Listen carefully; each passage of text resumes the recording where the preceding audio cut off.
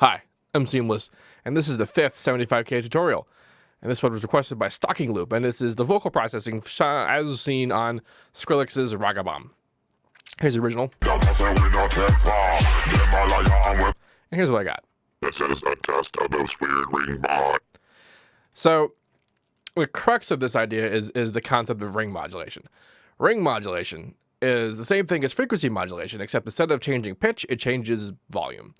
There's different kinds of ring mod. There's ring modulation, and then there's amplitude modulation. Technically, what we're doing is amplitude modulation, because amplitude modulation is not asymmetrical. Ring modulation is a single cycle that affects both positive and negative movements. So it's like you're doing a positive amplitude and then a negative amplitude, so once per oscillation, which is like you're doing it twice at once, really, practically. Amplitude modulation is where the whole waveform represents the bottom is the bottom, the top is the top. And we're doing this with actual, for real automation. And I shied away from doing real automation like this for a long time because I assumed that you couldn't get it this fast. As it turns out, you can, and it's because we're using the wave line type with the automation clip, which is allowing us to make a very dense, very fast rhythmic automation, which is a lot faster than if I were using even the regular LFO type. And I could even make it faster, because if I made this shorter, it just gets so unbelievably compressed and it becomes ridiculously fast. So that's pretty cool. And it's funny, one of the limitations that I have with this is that whatever speed you set, you can't change it, except you can, because there is a time stretcher that's actually weirdly built in semitones. So it's kind of neat, especially because in order to nail this pitch, which I just said something, and then this is the original sample up here that I recorded.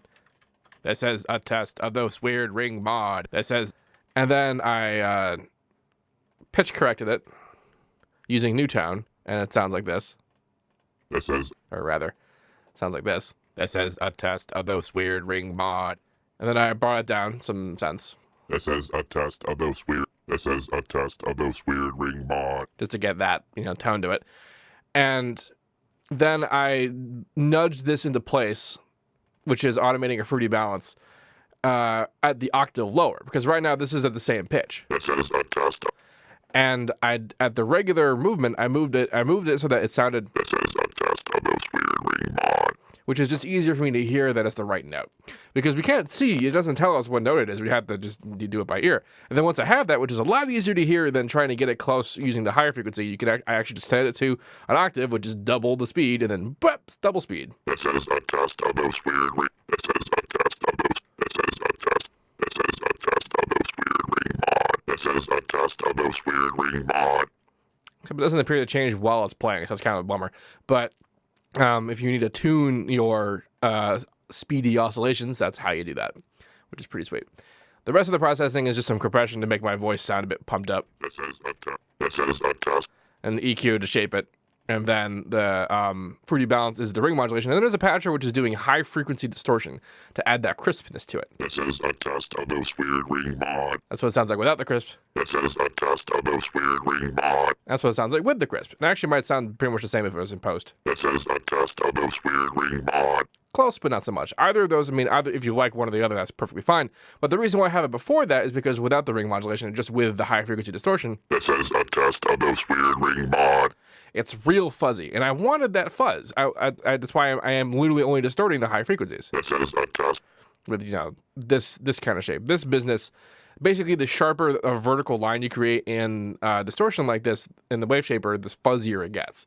And then you push it pretty hard with the pre-gain, and then you this is a EQ the post, pre and post, and that's layered on top of the already what's happening.